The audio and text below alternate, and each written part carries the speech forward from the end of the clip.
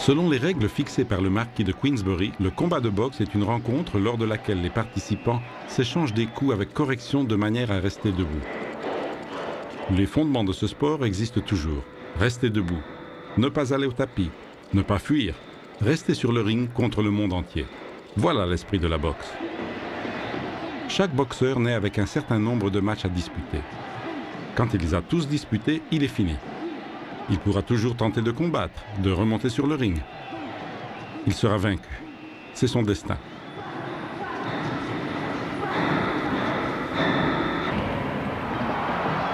Jack Dempsey, George Carpentier, Gene Tunney, Max Schmeling, Primo Carnera, Max Baer, Joe Louis, Rocky Marciano, Floyd Patterson, Sonny Liston, Cassius Clay, Joe Frazier, George Foreman, Mike Tyson.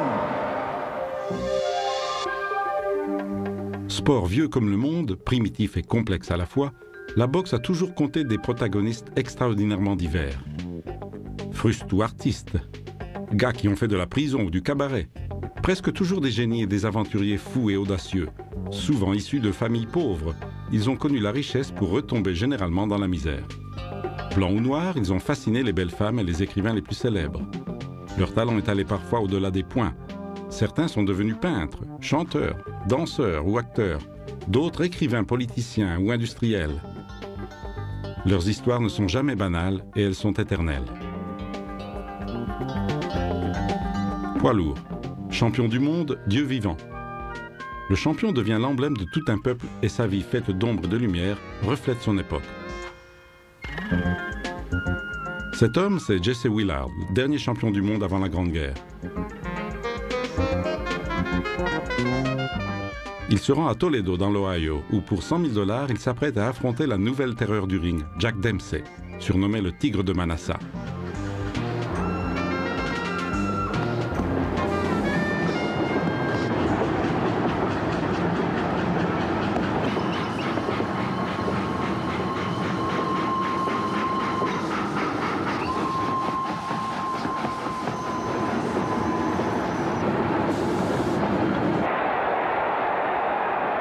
« 4 juillet 1919, Toledo. Jesse Willard se présente sur le ring paradant devant un public en délire qui le connaît bien pour l'avoir vu aussi au cinéma quand il était acteur. Tout sépare les deux hommes. Jack Dempsey est un ancien mineur devenu boxeur. Jesse a pour lui son physique imposant face au petit Jack Dempsey. Mais la réputation de celui-ci est terrible. Déjà au premier round et pour la première fois en 8 ans de carrière, Jesse Willard va au tapis.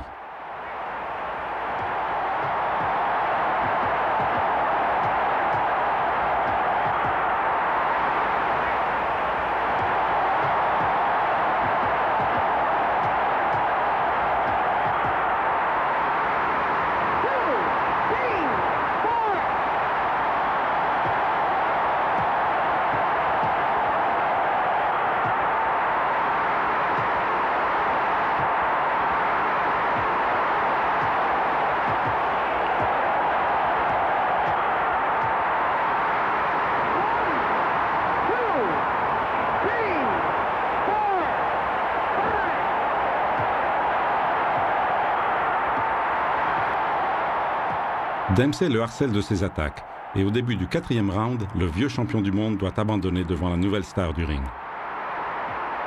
Jack Dempsey n'est certes pas le premier grand champion de boxe. Avant lui, il y a eu James Corbett, Bob Fitzsimmons, James Jeffries et le formidable Jack Johnson. Mais grâce à cet exploit, il devient incontestablement le numéro 1 de son temps.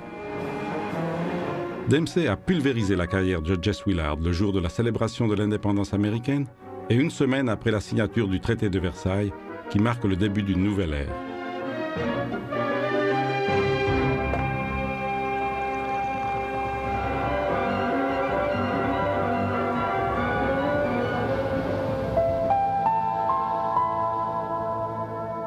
C'est le début des années folles. Les Alliés ont remporté la guerre.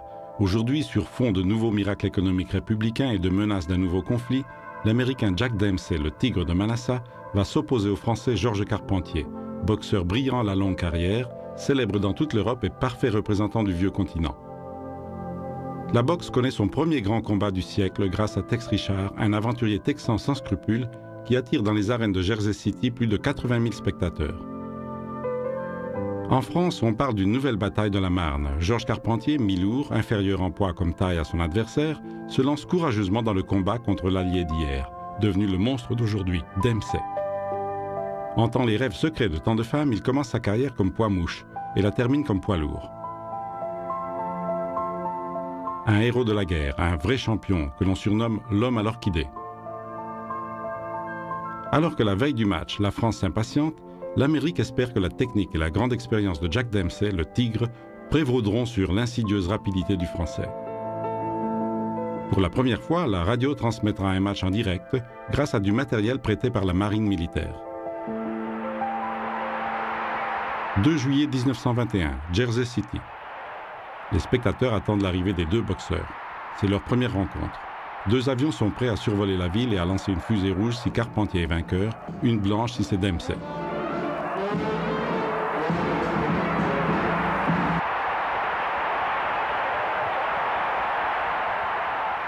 Devant tant de spectateurs, Tex Richard et Doc Kearns, les entraîneurs du champion américain, ne veulent tuer la poule aux œufs d'or et demandent à Jack Dempsey d'épargner le petit Français, histoire de faire durer le spectacle.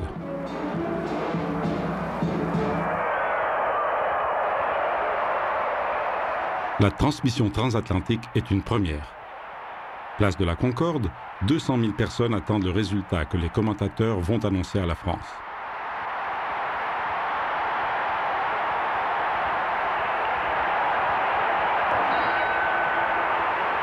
Carpentier est sans aucun doute le favori de la foule, mais malgré tout, l'Amérique soutient Dempsey.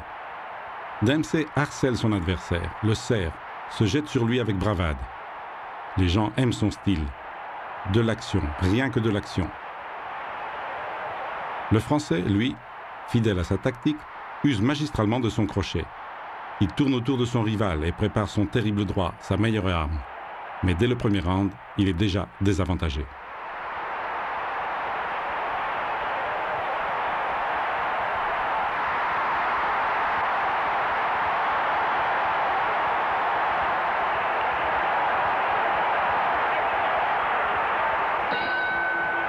Deuxième round.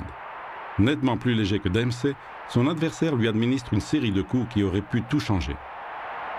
Le champion admettra un peu plus tard « J'étais KO debout, personne ne s'en est aperçu. Si Carpentier m'avait poussé, je serais tombé. Faudra que je lui dise avant qu'il meure. » Le Français ne remet pas ça parce qu'il sent un craquement dans sa main droite. Il s'est cassé quelque chose. Dempsey devine que la fin de Carpentier est proche.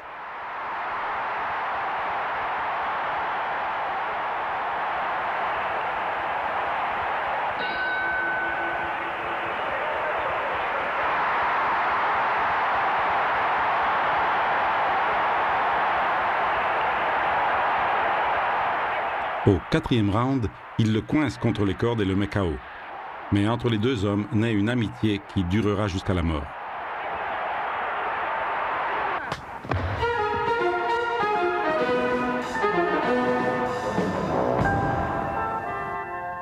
Après avoir vaincu Carpentier et disputé 2 autres championnats du monde, Dempsey fait des études de cinéma et fréquente les milieux de Broadway, où il encaisse quelques cuisants échecs.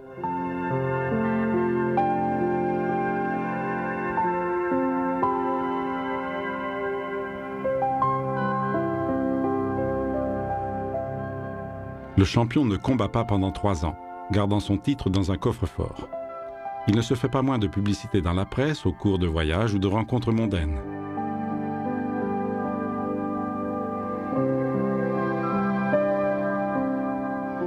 Il divorce et a une liaison avec Estelle Taylor, une star du muet, au contact de laquelle il se ramollit un peu trop au goût de son entraîneur avec qui il se brouille. Celui-ci l'accuse de s'entraîner uniquement pour éloigner les admirateurs de la dame. Jane Tooney fait remonter Dempsey sur le ring. Malgré ses origines new-yorkaises, il aime la nature où il va se relaxer.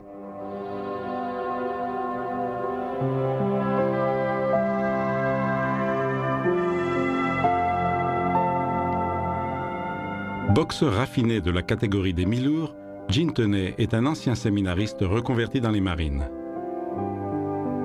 Son visage d'une pâleur maladive ne l'empêche pas de briguer le titre suprême. Voici le rival qui se prépare à affronter un Jack Dempsey qui s'est assoupi dans la vie conjugale avec Estelle. C'est le premier boxeur à utiliser une méthode d'entraînement vraiment scientifique et à étudier les films des rencontres de ses adversaires.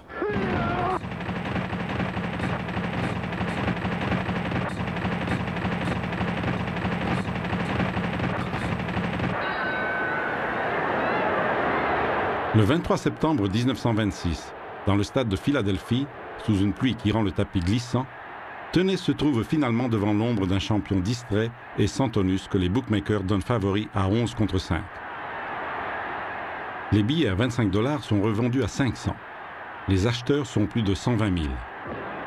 Une affaire juteuse. Sauf que tout au long des 10 rounds, l'impétuosité de Dempsey se voit annihilée par la bravoure de Tunney, qui joue d'un jab gauche fulgurant et d'un droit puissant. On assiste à un face-à-face entre deux manières d'appréhender la boxe.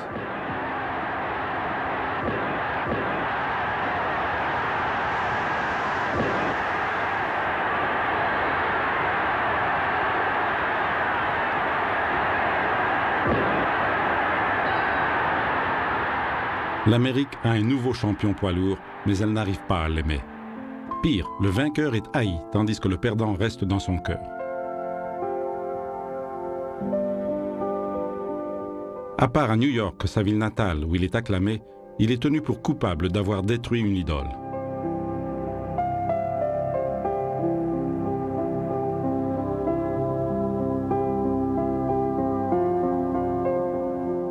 Considéré comme snob parce qu'il affiche des prétentions intellectuelles et cultive des amitiés avec des écrivains, il irrite la majorité des gens qui le trouvent antipathique.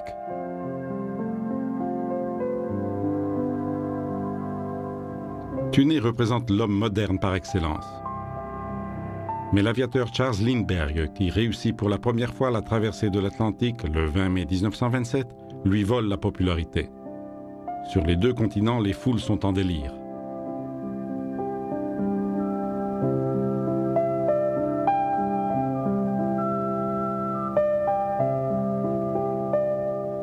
Les Américains l'acclament comme un dieu, tel qu'ils l'ont fait avec Dempsey, dont les vertus combattantes font écho à l'esprit patriotique.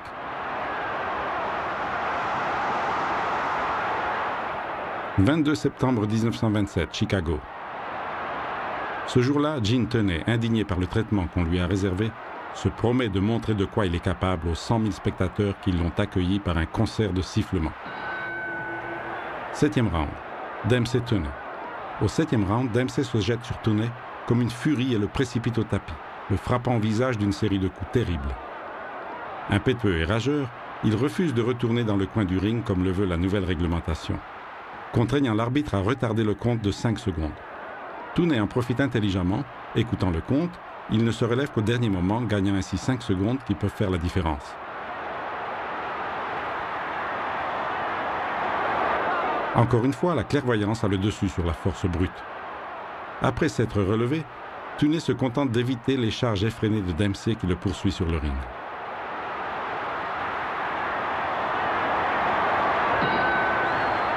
Huitième round.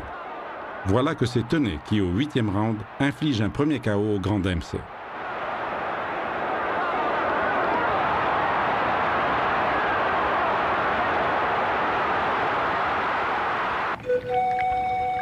La force et l'intelligence. Voici les deux faces d'une Amérique triomphante et désormais sans complexe devant la vieille Europe. C'est la fin des années 1920. Une décennie ravagée par la crise se termine. Dès lors, ce ne sont plus les États-Unis qui vont vers l'Europe, mais l'Europe qui va à eux. Tunney se retire invaincu en 1928. Il s'embarque pour l'Europe afin de se reposer dans une riche demeure de Greenwich avant de retourner aux États-Unis et de profiter de sa fortune.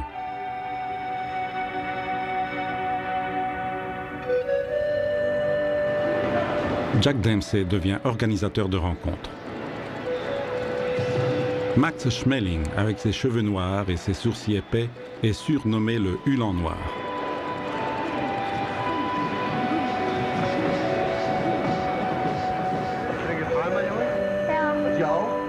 L'Allemagne nazie en fait le héros de la race aryenne, le brandissant à la face des États-Unis et du monde entier.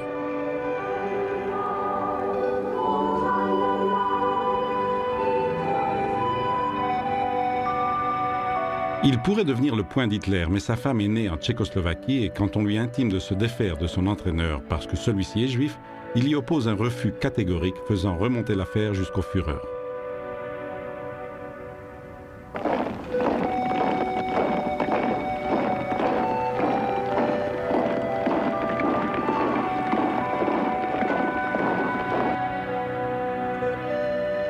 C'est un champion aimé et respecté, le premier Européen du siècle à avoir remporté la ceinture mondiale poids lourd.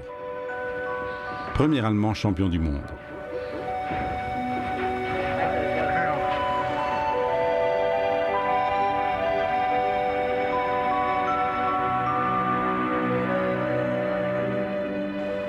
Max Schmeling, avant de disputer le titre suprême, doit franchir un obstacle.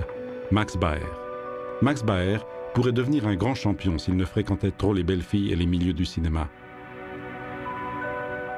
Lors de ses distractions, il gaspille une énergie folle qui lui manque lorsqu'il doit combattre. Et il lui arrive souvent de monter sur le ring mal entraîné. Né dans une famille juive, Baer, qui combat toujours avec un short où est cousue l'étoile de David, refusera de se plier aux lois anti-juives édictées en 1934 par le Nouveau Reich, tout comme Schmeling. Max Baer passe à côté d'une grande carrière. 8 juin 1933, New York. Schmeling Baer.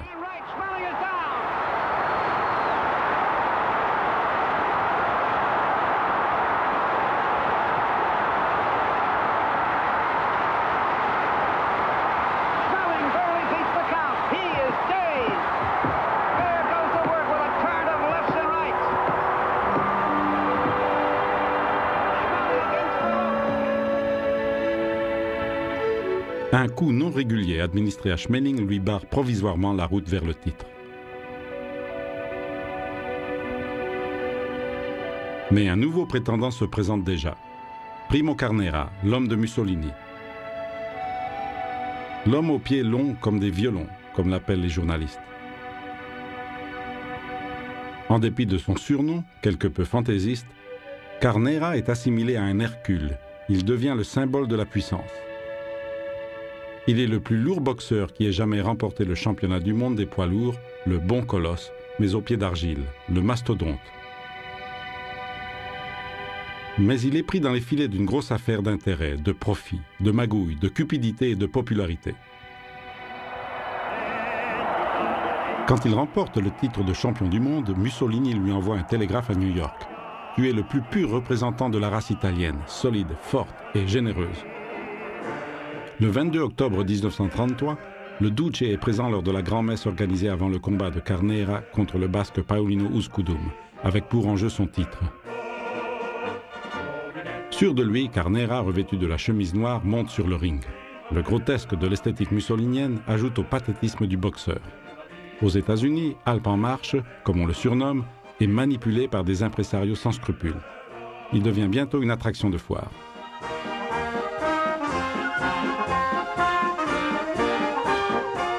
Avec Carnera, la boxe se transforme en cirque et cet animal qui saute à la corde corrobore une fois de plus l'éternelle image de l'Italie, spaghetti et mandoline.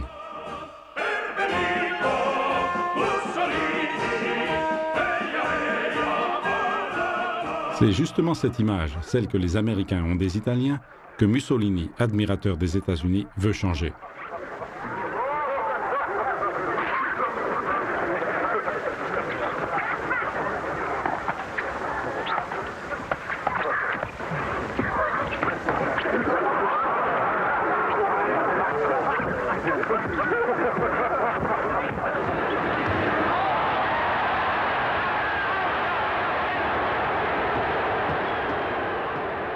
Encore une fois, c'est Max Baer qui s'oppose sur le ring aux représentants d'une dictature.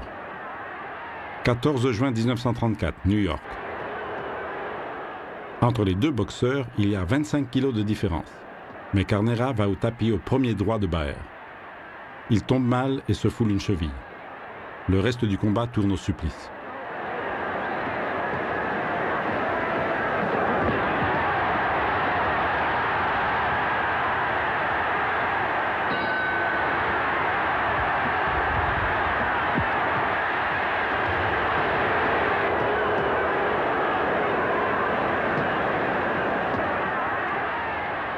La rencontre entre Baer et Carnera se transforme en un film comique qui est projeté en accéléré dans les salles de cinéma américaines. Une triste comédie que le régime fasciste cherchera de camoufler.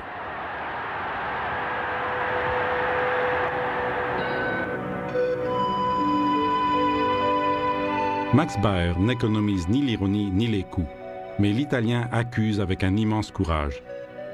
Il tombera 10 fois avant que le combat ne soit interrompu au 11e round.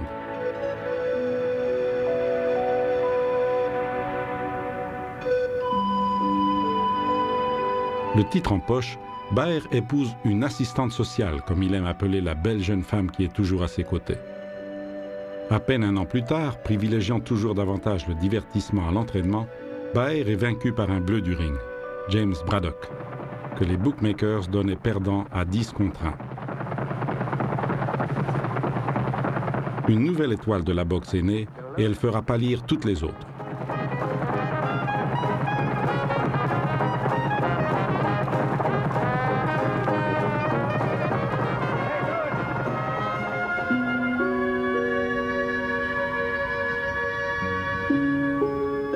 Après Braddock, Baer est jeté en pâture à Joe Louis. Nous sommes au milieu des années 1930, l'époque des grands travaux, celle de Roosevelt, de la production tous azimuts, des lois sociales et des syndicats qui commencent leur lutte pour les droits des travailleurs et contre la corruption. Celle de Chicago et d'Al Capone. Mais c'est aussi l'âge d'or de la boxe et de ses folies collectives, l'époque où chaque grand boxeur est un champion au sein de cette grande famille.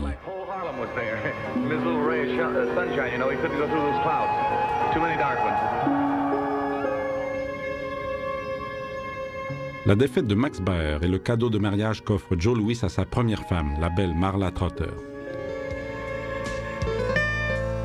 À cette époque, Joe Louis n'est pas seulement le représentant des Noirs américains, mais aussi celui de l'Amérique et de la démocratie, de la plutocratie, comme l'appelle Hitler, qui entend faire de Schmeling le digne représentant de la race aryenne.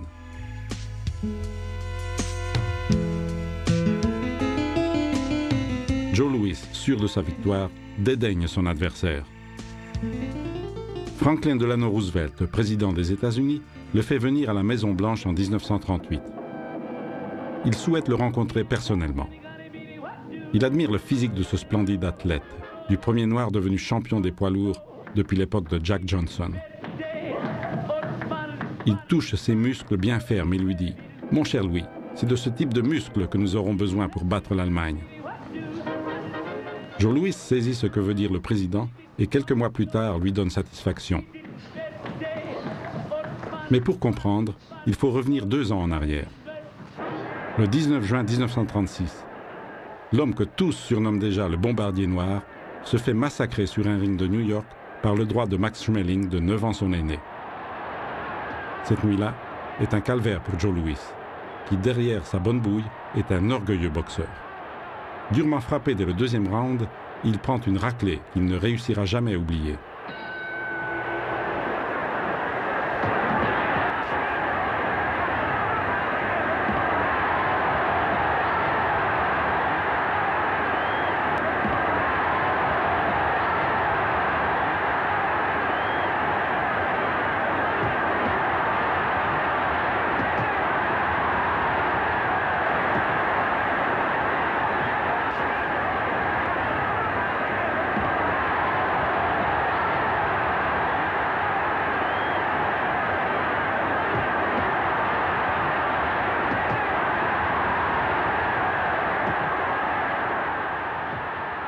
Les spectateurs l'implorent de capituler. Il ne le fera qu'au 12e round.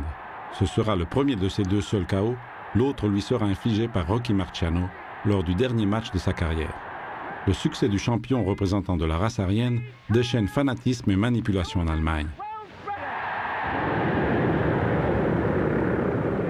À son arrivée à Francfort à bord du dirigeable Hindenburg, Max est accueilli par des pontes du régime nazi. Quelques jours après, il est reçu par Hitler en compagnie de sa femme, la Tchécoslovaque Annie Ondra. Cette victoire n'a plus grand-chose à voir avec le sport. Le désir de revanche déchaîne la classe politique. Le match se transforme en un défi entre la démocratie américaine et la dictature allemande. Schmeling, qui a du mal à faire le salut hitlérien, n'est pas le nazi que les journalistes aimeraient décrire. Il est à l'opposé de Carnera, fasciste convaincu. Mais l'univers de la boxe, avec son côté archaïque et ses vertus, se fond dans le climat de l'époque. Berlin 1936. Jeux olympiques.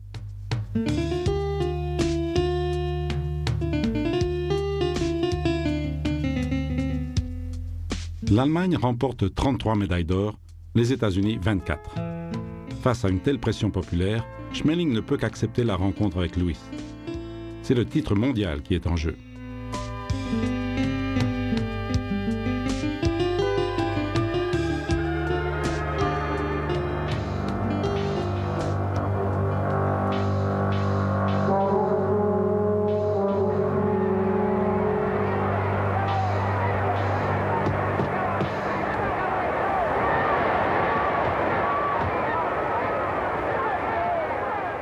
« 22 juin 1938, New York.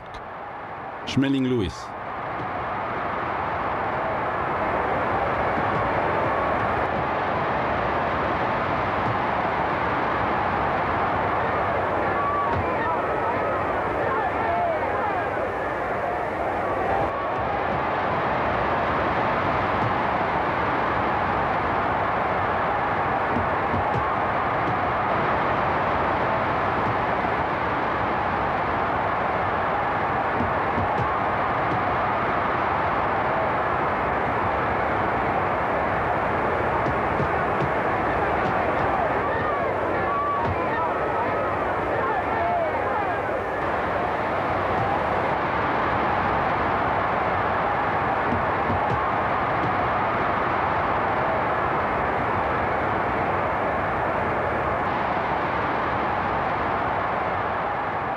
Joe Louis, boxeur de grand talent, regarde toujours son adversaire comme un félin avant de l'attaquer, de se jeter brusquement sur lui et de briser sa défense d'un coup de patte décisif.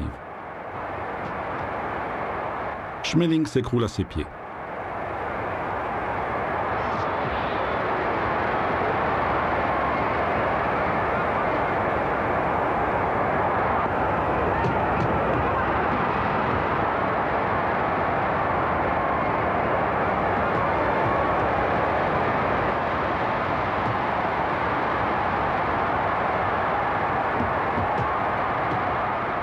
Il est terrorisé. Tandis que Joe Louis semble voler sur le ring, Max Schmeling se dirige vers un autre destin. Un destin tracé par la logique infernale de l'Allemagne nazie.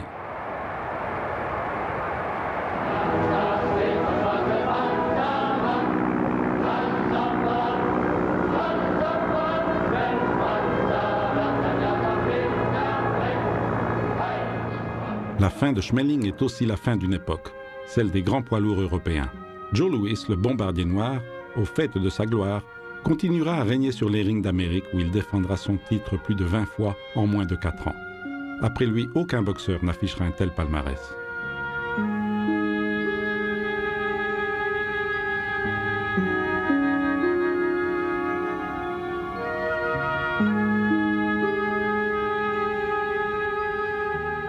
Le président Roosevelt décide l'entrée en guerre des États-Unis aux côtés des Alliés et comme toujours, lorsqu'elle s'engage, l'Amérique ne néglige aucun détail. Chacun à sa façon et selon son tempérament, tous les grands boxeurs participent à cette mission sacrée. Joe Louis, timide et un peu gauche mais très généreux, fait cadeau de l'intégralité des gains de ses 2 derniers championnats à l'armée américaine. Max Bauer offre la totalité du chèque qu'il touche pour son contrat en cours. Tunney part pour le Pacifique et Dempsey, malgré les on-dit, continue à se montrer particulièrement disponible avec ses compagnons.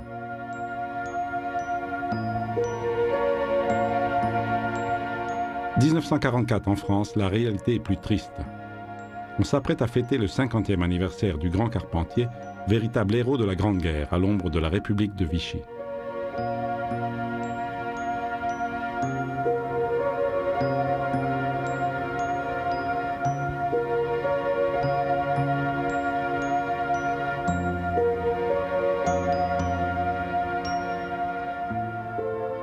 Comme il semble loin le temps où le Français Carpentier et l'Américain Dempsey s'affrontaient sportivement sur le ring de Jersey City. Maintenant, ce sont les civils français qui transforment la rue en ring et avec la complaisance de la Wehrmacht se vengent sur les prisonniers alliés accusés de les avoir bombardés. Heureusement, la victoire est proche.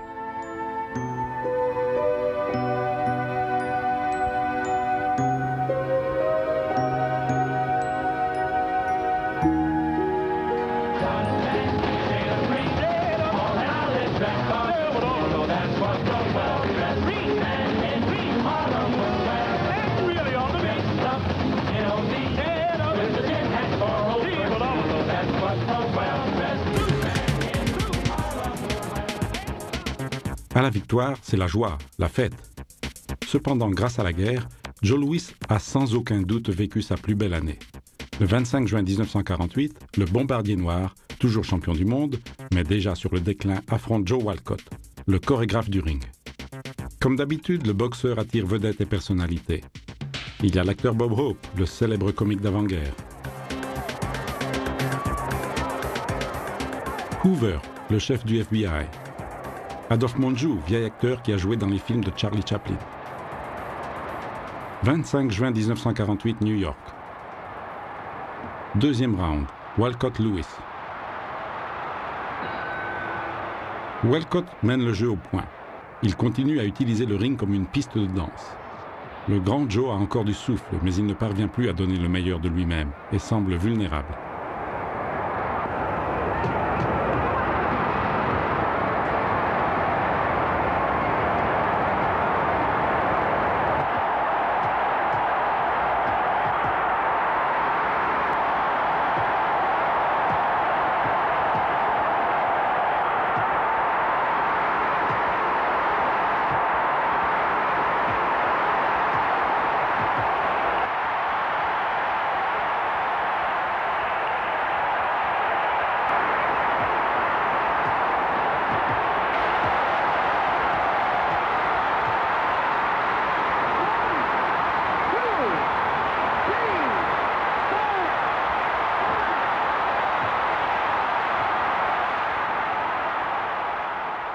Joe Louis serait devenu un homme riche si de mauvaises affaires et la voracité du fisc américain ne l'avaient ruiné et par là même brisé sa vie.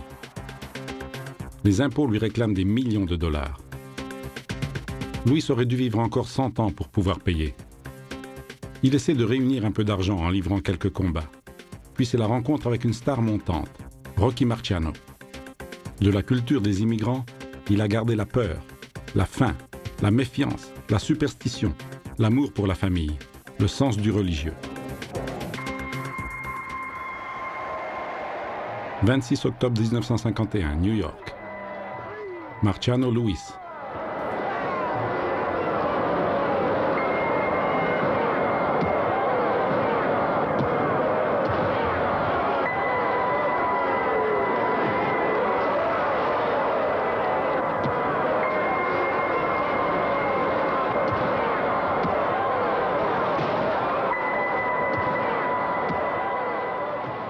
Sur le ring, il fait du mal à Joe Louis, sa grande idole.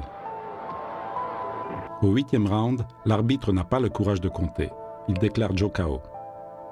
Cette nuit-là, il se retrouve sur une table du vestiaire de Madison Square Garden, avec un peu partout sur le corps les traces de l'entreprise destructrice de Marciano. Le chaos dramatique de Joe Louis marque la fin d'une génération de boxeurs. Le nouveau champion du monde, César Charles, surnommé le Cobra de Cincinnati, et Joe Walcott se disputent le titre 4 fois. Walcott est, à 37 ans, le plus vieux champion du monde des poids lourds.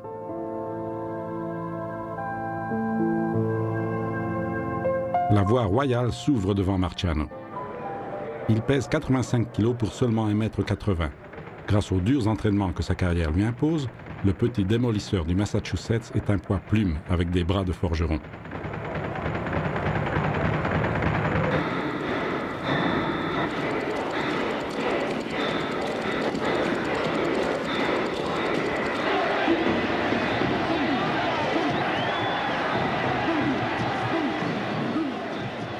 Le 23 septembre 1952, à Philadelphie, Joe Walcott se fait détrôner par Marciano.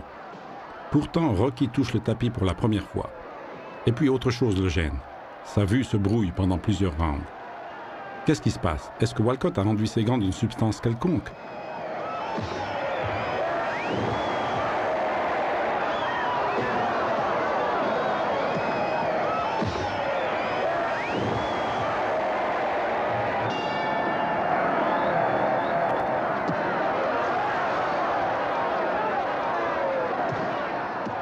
Rocky est en mauvaise posture.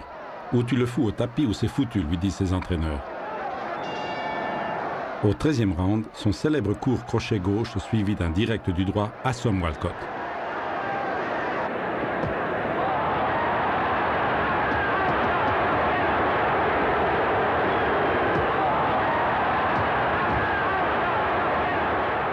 La vie de Rocky Marciano sera brève mais intense. Elle sera faite de pauvreté, de désir et du sort qui fait l'histoire de chaque immigrant. Le père, Pierino Marchegiano, est invalide de guerre. La mère donne naissance à 6 enfants, dont l'aîné est Rocco.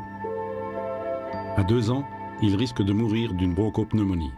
Sa mère, Pasqualina, a recours à une guérisseuse de 90 ans qui réussit à maintenir en vie le petit grâce à un bouillon aux vertus miraculeuses. En grandissant, il reprend du poil de la bête. C'est un solide gars, avec un col de taureau et la force d'un haltérophile. Toute sa vie, Rocky Marciano reste fidèle à son rêve de gosse, qui deviendra réalité. Il y met toutes ses forces, au point qu'on le surnomme le démolisseur de Brooklyn. Il se jette sur ses adversaires comme un taureau déchaîné. Les Américains l'adulent et accourent en masse à tous ses matchs. Ils assistent à ses longs entraînements, médusés par son immense énergie.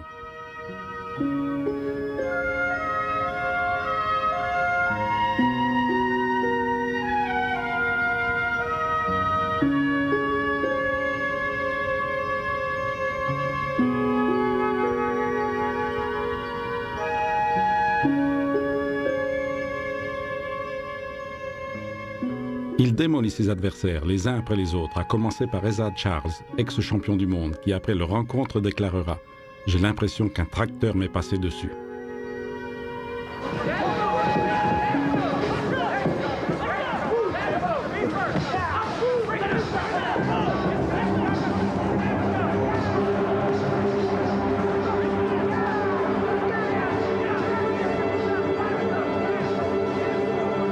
« 17 juin 1954, New York.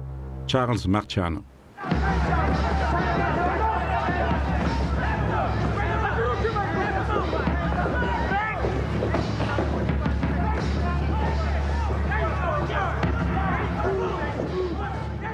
« 16 mai 1955, San Francisco. Don Cockle Marciano. »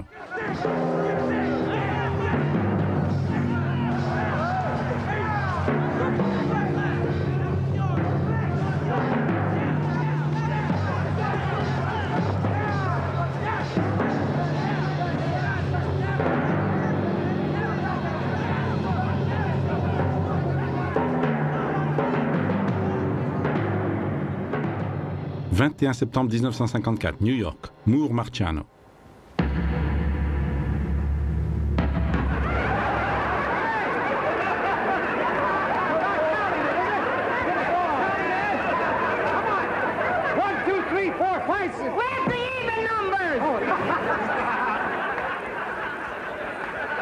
Made a mistake here. What is that?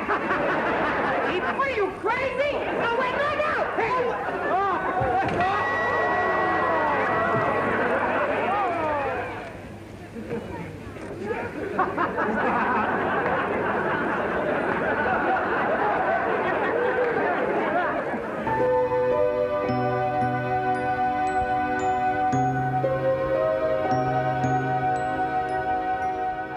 Entre la prodigalité de Joe Louis et la luminosité de DMC, Marciano est le visage du bonheur.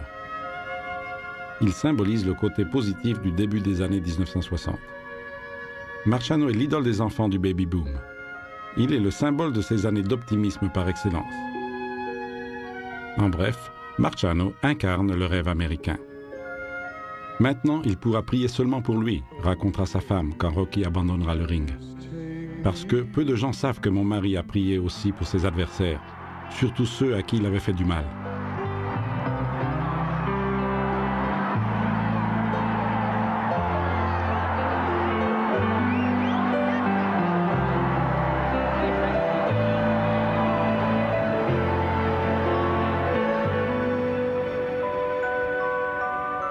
Il apprend à donner des coups de poing pour pouvoir récupérer son vélo qu'on lui a volé.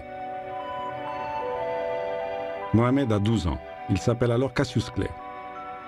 Il demande de l'aide à un officier de police qui enseigne la boxe pendant ses loisirs. « Je veux foutre une trempe à un gars qui m'a piqué mon vélo », lui explique le gamin. « Viens au gymnase, je vais t'apprendre la boxe, tu cogneras mieux », lui répond l'homme.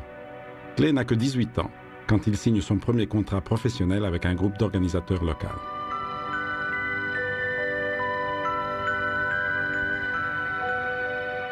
La légende des Noirs américains commence. Dans les gymnases s'entraînent ceux qui deviendront les protagonistes de ce noble sport et les plus prometteurs sont des Noirs.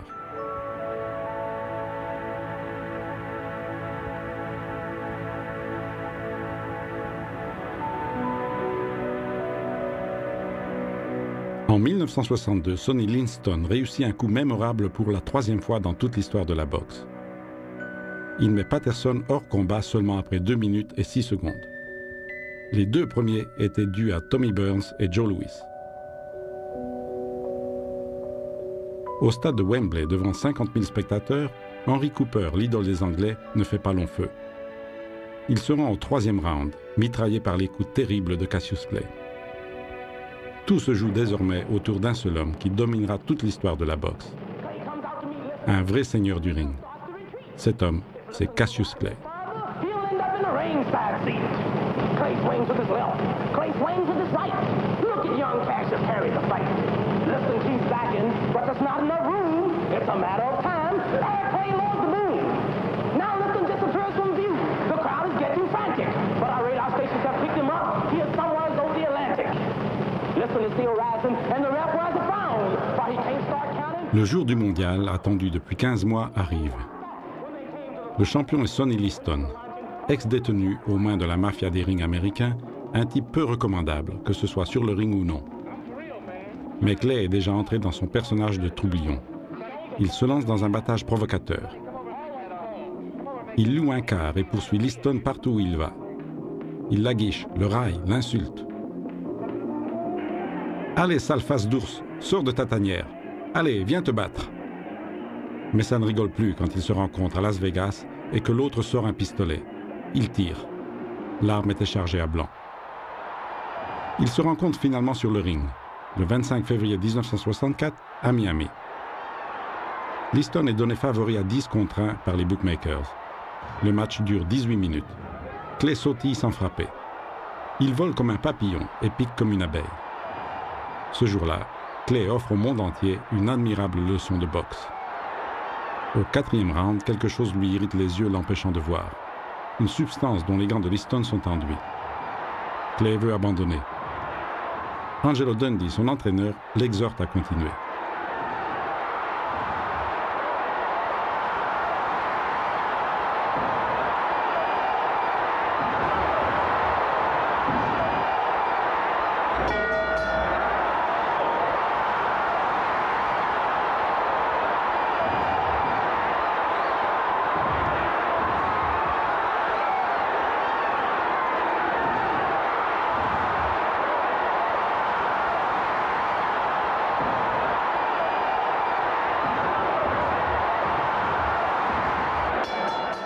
À la sonnerie qui annonce la 7e reprise, Sonny Liston ne se lève pas.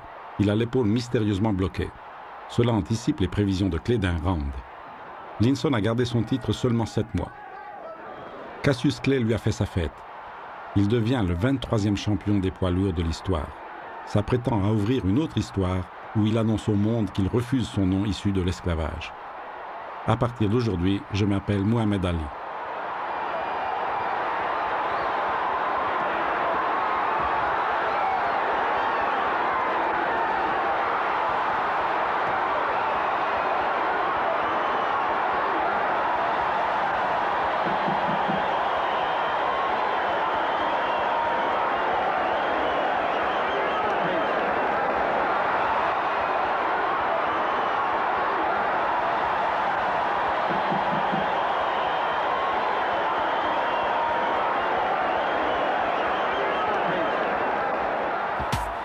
La fréquentation de Malcolm X et des musulmans noirs le font se tourner vers la religion musulmane.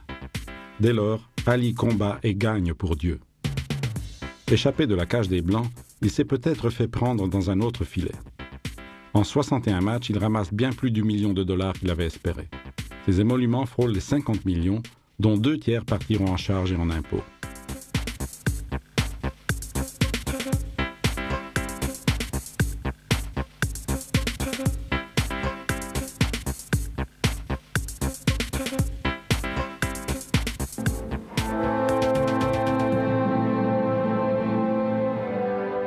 Le 21 février 1965, Malcolm X est assassiné en plein Harlem pendant un meeting. Pendant des années, il a été le représentant des musulmans noirs et a dénoncé haut et fort le racisme des Blancs envers les Noirs américains, prônant l'usage de la violence pour se défendre.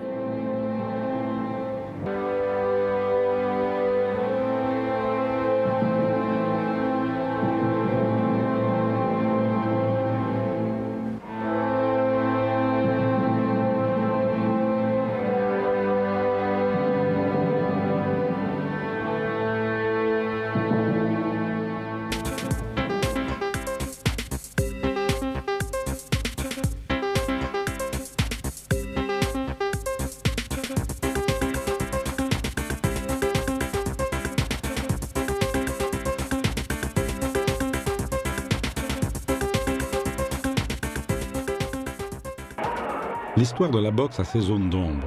C'est le cas du deuxième match contre Liston qui dure 1 minute et 42 secondes.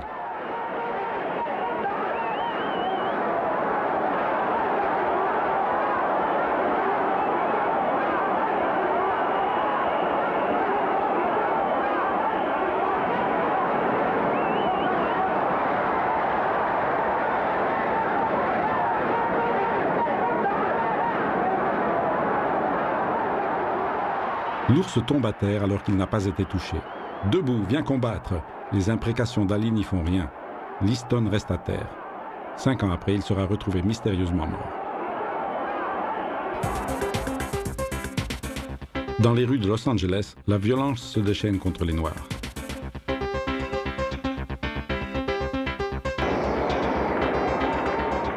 C'est l'époque de la guerre du Vietnam. Je n'ai rien contre le Vietnam. Aucun Viet Cong ne m'a jamais traité de sale nègre. Nous, les musulmans, nous ne portons pas les armes et nous refusons de faire la guerre, répond Ali lorsqu'on veut l'enrôler. Il risque 5 ans de prison. Il s'en sortira avec 43 mois d'interdiction de monter sur un ring et 5 000 $ de caution en échange de sa liberté. Sa prise de position le suivra toute sa vie. Nous sommes en 1967, Ali a 25 ans.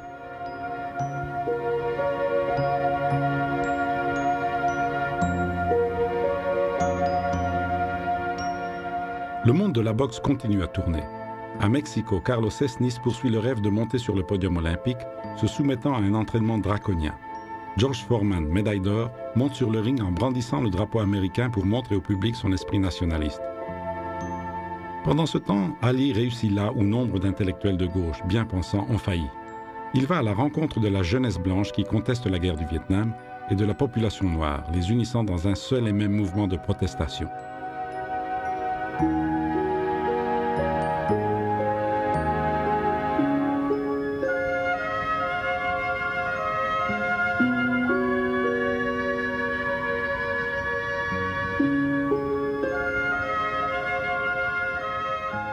À la fin des années 60, c'est le début de la période d'exaltation pour la musique.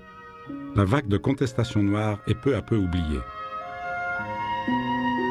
Alors que les champions blancs américains de ce siècle, Rocky Marciano, Dempsey, Tenay, certes un peu vieillis mais encore en forme, sont tous présents à l'inauguration du nouveau Madison Square Garden, le temple de la boxe new-yorkaise qui résonne de la musique de Johann Strauss, non loin de là, dans un petit théâtre de Broadway, une autre voix s'élève.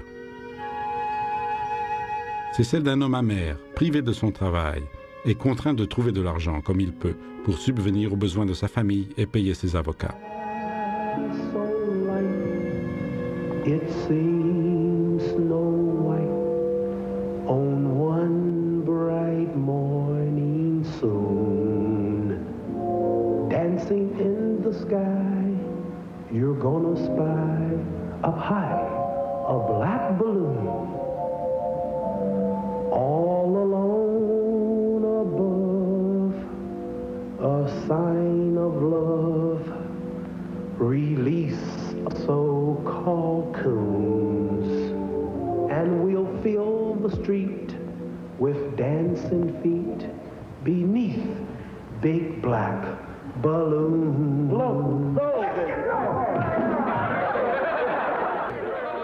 Finalement, la Cour suprême des États-Unis rend un verdict en faveur de Muhammad Ali.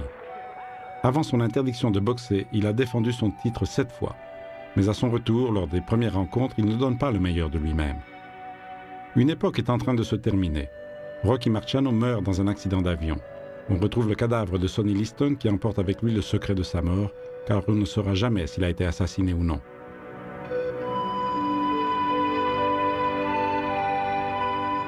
Le match Frazier-Muhammad Ali est fixé au 18 mars 1971 à New York, à Madison Square Garden. Ali proclame qu'il est venu reconquérir son titre et comme d'habitude, il met en œuvre sa stratégie psychologique. Pourtant boxeur de grande expérience, il sait parfaitement qu'il n'est pas encore en condition. Il n'ignore pas la puissance de Frazier et le sait obtus. Trop peu intelligent, vulgaire et sans jugeote.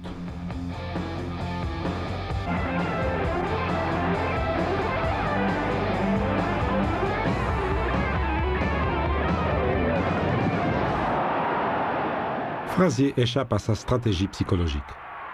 En réalité, Muhammad Ali compte sur un résultat immédiat parce qu'autrement, n'ayant pas récupéré tous ses moyens, il sait qu'il va perdre.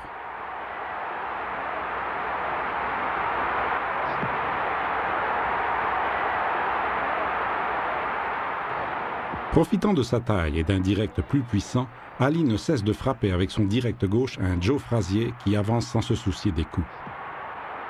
Frazier réussit à mettre KO Muhammad Ali. C'est le moment décisif de la rencontre. En principe, un boxeur n'est pas déclaré battu parce qu'il va à terre une fois. Mais voir Ali au tapis fait une telle impression que Frazier est considéré comme vainqueur, même si c'est de justesse, à la fin du 15e round. En fait, les deux adversaires quittent tous deux le ring direction l'hôpital.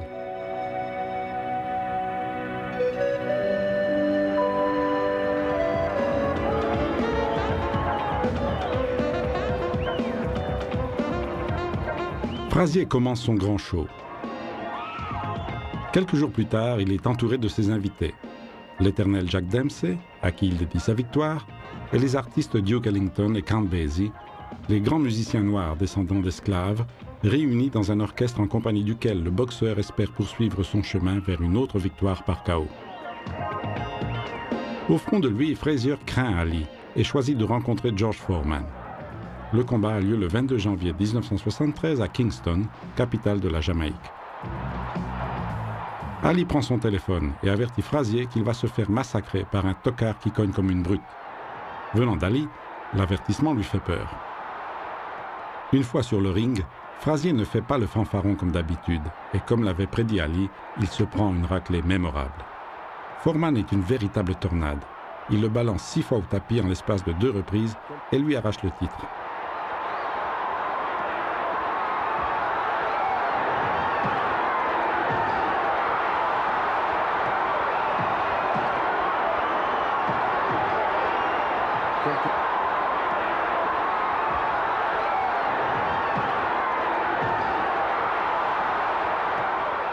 Clay récupère son titre contre George Foreman dans la nuit africaine de Kinshasa lors d'un combat organisé par le promoteur Don King et Mobutu le 30 octobre 1974.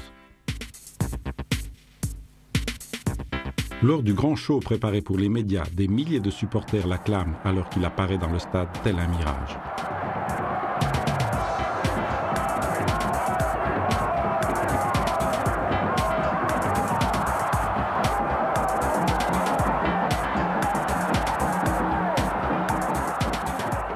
Personne ne sait comment il a réussi à attirer Foreman dans un lieu où le public est totalement en sa faveur.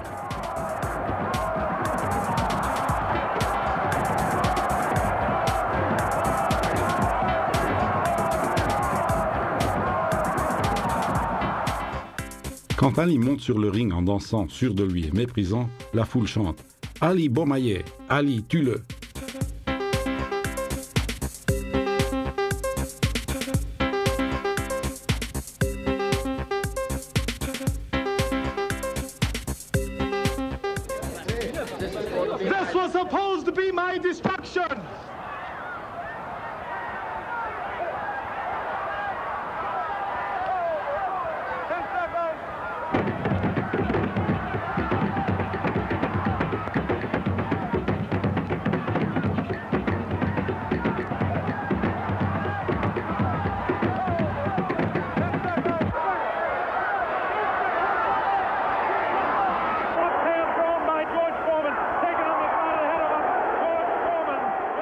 Foreman, le grand noir qui plaît aux blancs, le boxeur au poing qui cogne comme des marteaux, est ridiculisé, anesthésié, hypnotisé.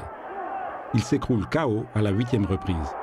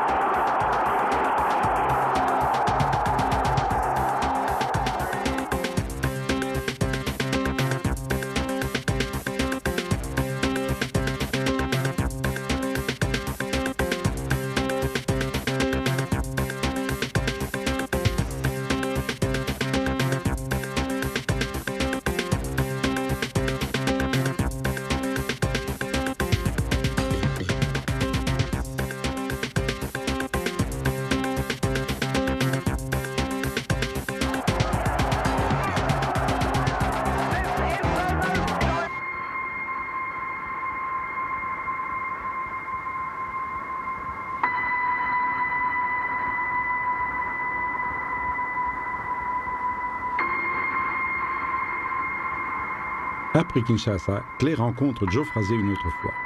Le match est dramatique. Frazier, épuisé, ne réagit pas à la cloche qui annonce le 12e round.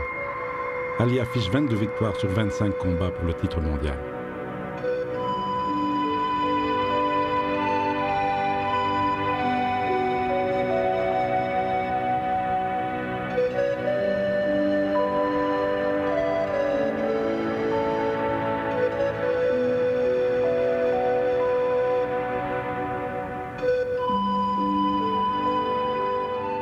Touché par une grave maladie, Ali commence à voyager à travers le monde en parlant de Dieu, de la boxe, de la paix.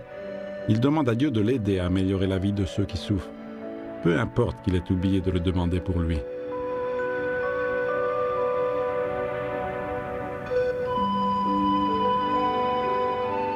Mike Tyson a toujours été un type difficile.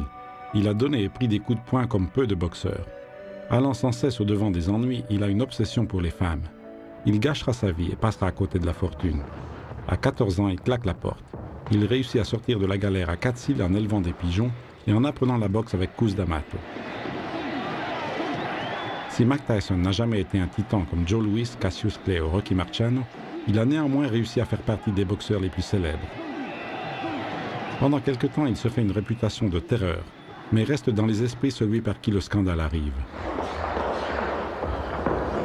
You got to score points when you get inside. So score points like you're doing the amateurs. And spring to the side. Ses surnoms ont scandé sa carrière. Le pompeux Mike Dynamite est devenu Iron Mike, Mike de fer. King Kong est pour finir le cannibale pour avoir arraché un morceau d'oreille à Holyfield, geste qui choque l'Amérique et le monde entier.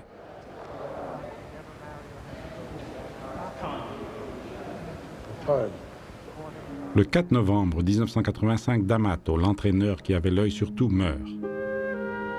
Pour Tyson, il était comme un père. Il lui avait tout enseigné de la boxe.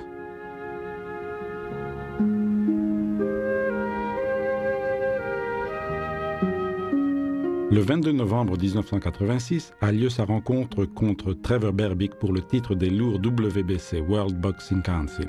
Tyson a 20 ans et est sur le point de devenir champion du monde des poids lourds.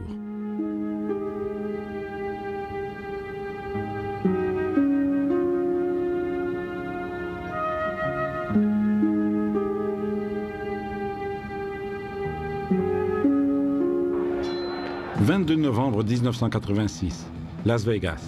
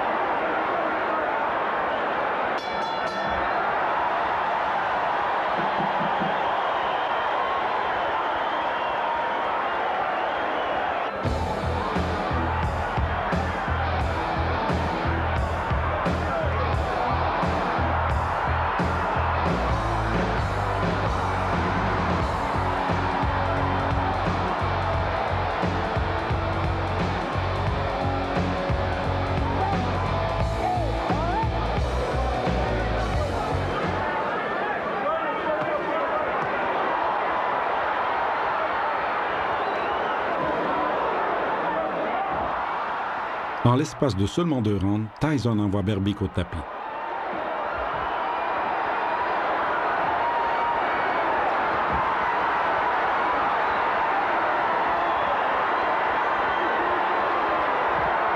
Mr. Tyson.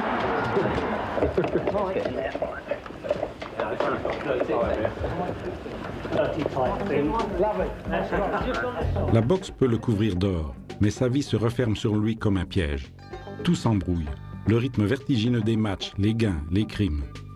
Don King, l'affairiste, qui a fait de la prison, a un œil sur le boxeur et sur son compte en banque. Les femmes feront le reste.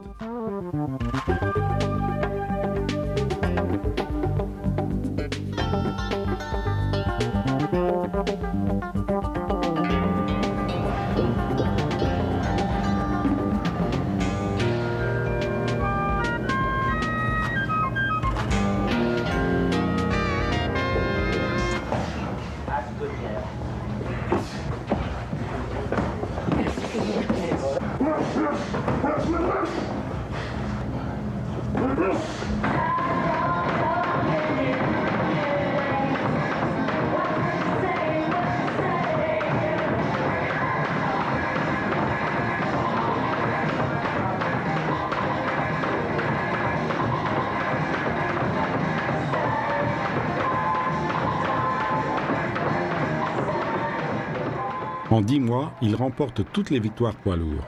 En 3 ans, de 1987 à 1989, il envoie 7 adversaires au tapis, n'en laissant que 2 debout. Il combat souvent pour ne pas se rouiller.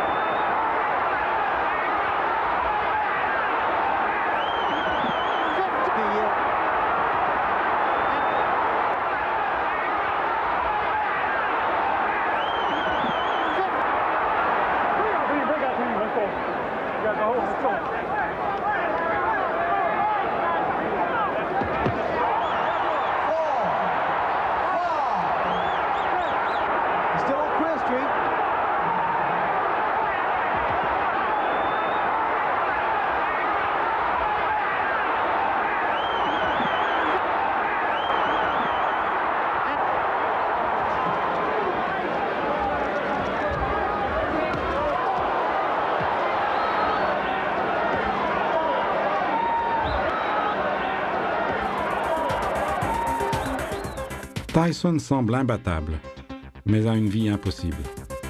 Il rencontre Robin Givens, une actrice de télévision de 23 ans qui, épaulée par sa mère, cherche un pigeon à plumer. Elle se fait épouser, prétendant qu'elle est enceinte, mais ce n'est pas vrai. L'image de Tyson, habilement manipulée par un groupe d'affairistes, devient un extraordinaire instrument publicitaire.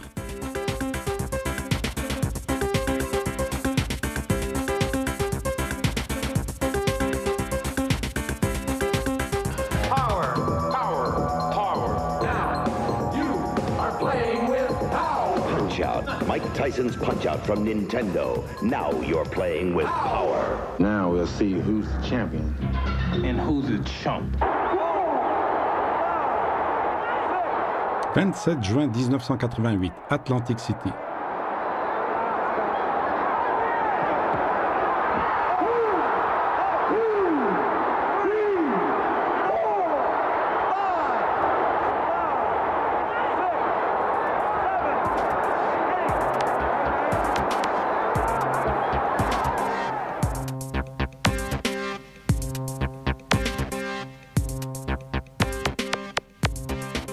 Robin Givens raconte à la télévision que la vie avec Mike est un enfer. Dans un hôtel de Moscou, il provoque un scandale. Elle prétend qu'il a tenté de la tuer. Lui va se fracasser en voiture contre un arbre. Ils divorcent après 8 mois et Robin obtient une compensation de 125 millions de dollars. Tyson se fourre dans des combines. Il se retrouve avec des tas de plaintes et de dommages-intérêts sur le dos. Il cogne et détruit tout ce qui lui fait obstacle, y compris les caméras de la télévision. Des femmes l'accusent de viol ou exigent qu'ils reconnaissent leur enfant. Quand il a une femme devant lui, il ne sait pas se retenir. Il finira mal aussi sur le ring. À Tokyo, Buster Douglas, une armoire à glace, parvient à se remettre sur pied au 8e round après un long compte. Mais à la 10e reprise, Tyson se prend un gauche qui par le passé l'aurait chatouillé. Mais cette fois, il se retrouve par terre, sonné. Got a little loose loosey-goosey. Douglas coming back with a lefty right. Douglas wailing away. Without the rope.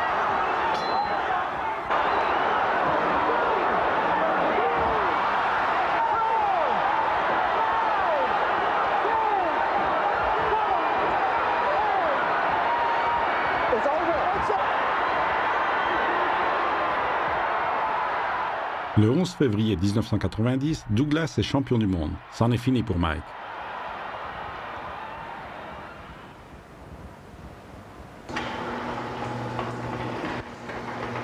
Le 10 février 1992, Tyson est condamné pour viol à 6 ans de prison ferme. Le juge est une femme.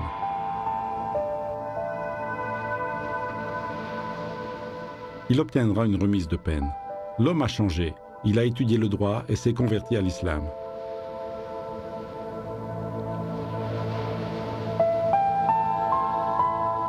Clay le Magnifique ne renoncera jamais à ses idéaux, même si aujourd'hui il n'est plus que l'ombre de son nom.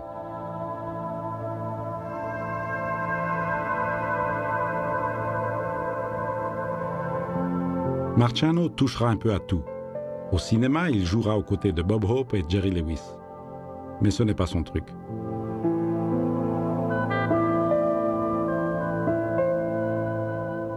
Joe Louis finira sa vie comme portier à Las Vegas à l'ombre de ceux qui accumulent des fortunes aussi vite qu'il a dilapidé la sienne.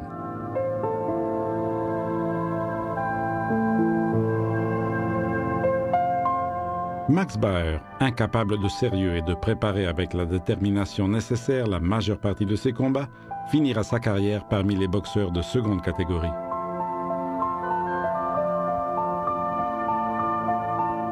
Carnera quittera les États-Unis quand il sentira la mort approcher. Diabète et cirrhose ont fait du géant une épave.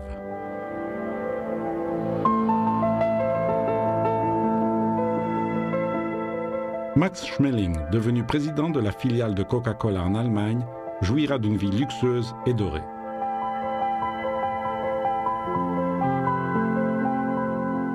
Tunney, inspiré par George Bernard Shaw, et Dempsey, l'homme au point d'or, sont les deux faces d'ombre et de lumière d'une même médaille faite de drames, de folie et d'amour, d'histoire de points et de vie.